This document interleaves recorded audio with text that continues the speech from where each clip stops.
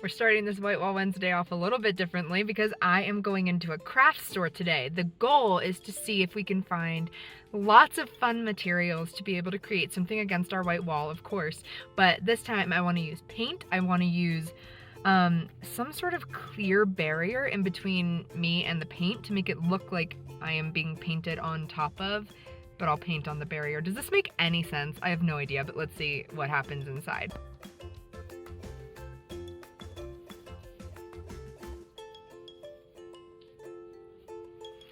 Here we go.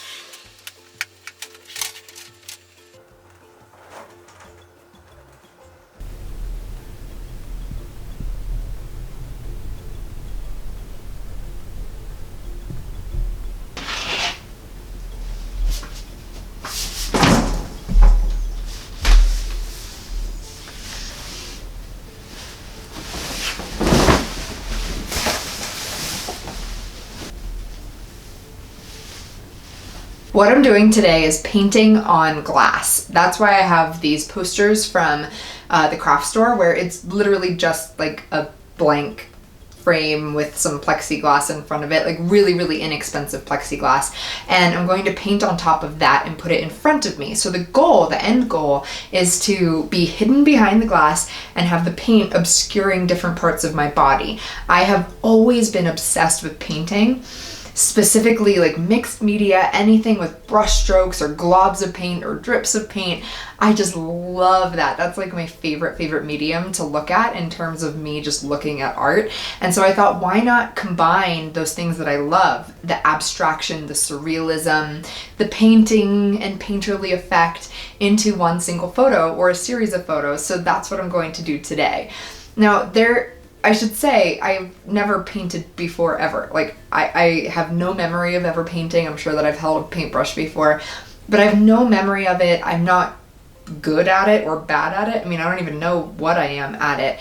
But just the idea of doing something that's different, like picking up a paintbrush and painting, and even doing that on YouTube or putting it on social media or something like that, is a little bit nerve-wracking just innately, because we are trained to only do good work. We are trained to put something out there that is good or beautiful or likable. And if you don't know what you're doing, then how do you meet that expectation that you perceive other people have of you or that you have of yourself? So my area of expertise is to know how to let that go. That need for validation, that need for beautiful art, for good art. What even is good art, right? And so if you as an artist can push past that need to create something that is beautiful or that is good, then you can move into a place of exploration and discovery for yourself as an artist. That's what I'm going to do today, is to create from a sense of exploration. Like, I'm truly an explorer, exploring my curiosity what does that look like? If we can be free from expectation of ourselves and of others to create good art, then we'll be free to create bad art, and equally to create great art. And that is where true artists live, is not in the space where we create good art, but where we create terrible art and amazing art. And that, I think, in combination is what is really, in essence, the artist spirit. It's that willingness to be so bad at something that you've at least tried it, and then you can grow into something great. And you know, the hope is that we bypass good, because good doesn't serve anyone. Great serves people and bad serves people. Bad gives permission to others, and great gives people something to aspire to. So that's what we're going for today. Some bad or great art, and we'll see how it goes. All of my materials cost me about $50 today, but that is the high end of what you need to spend to do something like this. So if you're looking to do something similar, I have a few different options for you. Now, I got paint that was slightly higher end just because I want to use it for other projects in the future that I need that kind of paint for. So you can use any kind of paint. It could just be kids' finger paint. It really doesn't matter that much. So get paint that you love that is inexpensive. It doesn't really matter that much for this. So get whatever paint you can. And if you don't want to spare the expense for poster boards, this was about $30, I believe, but it was buy one, get one free, so very lucky. So I got 2 of them. If you don't want to spare the expense for that, I got an option for a lower budget that I think is really fun. I got this, which is like, I don't know the word for this, where you put fabric in it and then you sew in it. What's that called? Oh, somebody will know. So I got one of these, and I got some plastic wrap. And I'm just going to take the plastic wrap and put it in between here, just clamp it in there, and then I can hold that in front of my face to create the same effect. So I can paint on here too, and it's a really low budget option. This was, I don't know, like $4, I think, and then plastic wrap I already had at home. So this is a really good low budget way of doing it. You could also, I mean, you don't have to use this. If you had somebody there to help you, you could have somebody just stretch the plastic wrap or something like that. If you have any spare frames around, you can see if that has glass in it. There are lots of options that you can use to create this on a low budget. So don't worry about, you know, blowing $50 on something like this. I just wanted to have all the materials possible, and I'm really excited. So let's start to paint on the boards. And to be clear, I don't know what I'm doing. I know that I've already said that, but I don't know what I'm doing. So you'll have to bear with me as we just experiment. Okay, so I don't know what I'm doing, and I don't even know what people paint on typically. Like, where do you put the paint? So I have a cookie sheet and I'm gonna put the paint on here. I don't know. Does it matter? No. This might be not great, but it's an old cookie sheet. I thought, why not? I got 3 colors of paint today, and I got them very intentionally. So I got a dark paint in case I needed to create some like dark chiaroscuro. Did I say that right? Chiaroscuro? I don't know. Type of vibe, something real dark and moody. And then I got something that is really way too light, but they were out of a lot of things, just to kind of match my skin color. And then I got red, and I got this red because, first of all, I think that I want to use that color in the shots, but if I don't, it's such a bright, bold color that I can easily change it in Photoshop to be any color that I want. So wherever you see the red paint in the final, you know, pictures, then I can easily change that red to be blue or green or yellow or whatever color I might want in the final shot. So that's why I got these 3 colors. I didn't choose any other bright colors because this one can be changed. So that's a good way to save money on something like this, is just get one bright color and then use replace color in Photoshop to make it whatever color you want. These are my paint brushes that I already had, so I just didn't get anything new for this, which I think is fine. This one still has a tag on it that I can't get off. One of them is, I think, big enough. I hope it's got kind of like a 1/2 inch brush size, so I'm gonna start with that. You know, there's like this real sense of apprehension when you start something that you don't know how to do, of like, am I going to start this wrong? What if the first thing that I do is the wrong thing and it ruins it? But I don't really think that's possible. And it reminds me of this story that from my childhood, that my dad, every single night before I would go to bed, he would come into my room and there was a chalkboard on my wall and he would say, draw a line. And I would just draw any line, like a straight line, a squiggly line. And then he would come in and make it into something. So he would like finish the line and keep drawing and make like this really cute drawing on my wall every single night before I went to bed. And what it taught me was that there's no wrong way to start. You can always turn it into something beautiful. So that's what we're going to do today.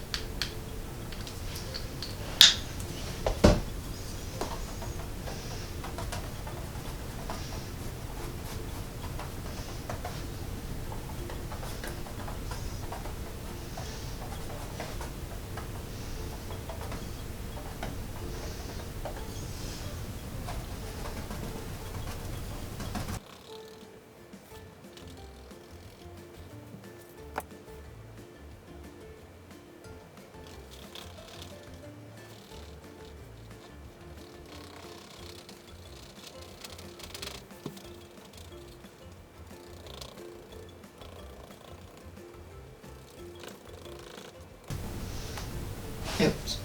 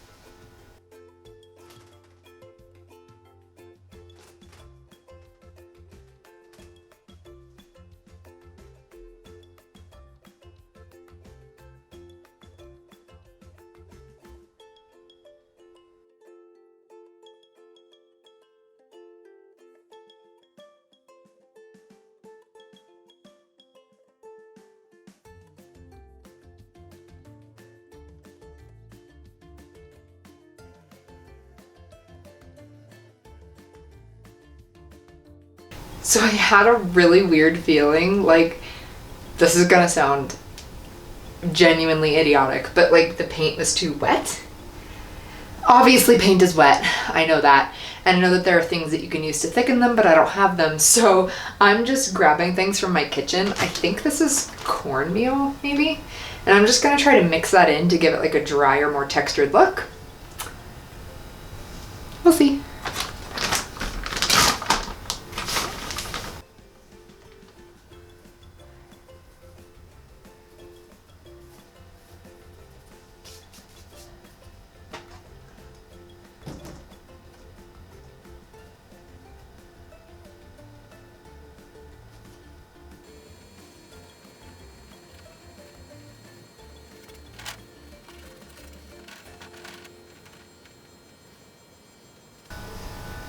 I like it.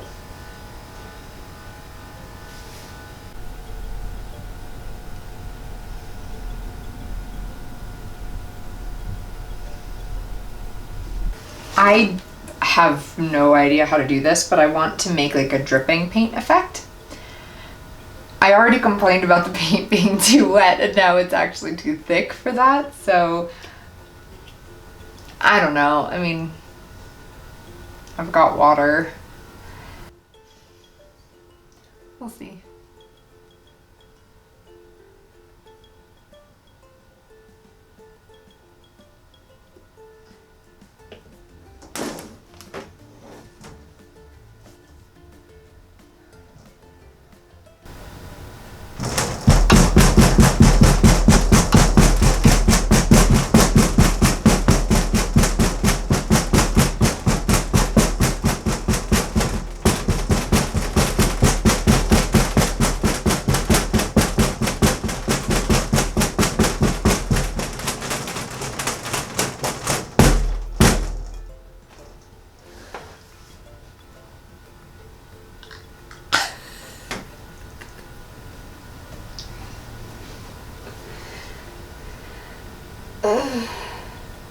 Okay.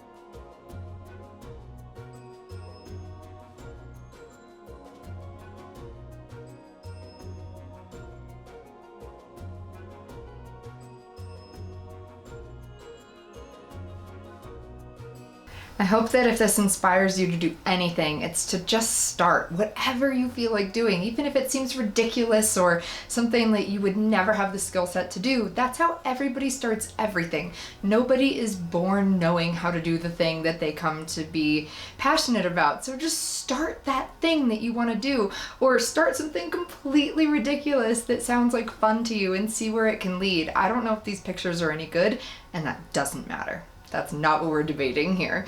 What we're debating is, can you start and can you finish? And those are the two goals that I have in my life and in my art. Thanks for watching. Happy White Wall Wednesday. I hope that you have a very inspired week.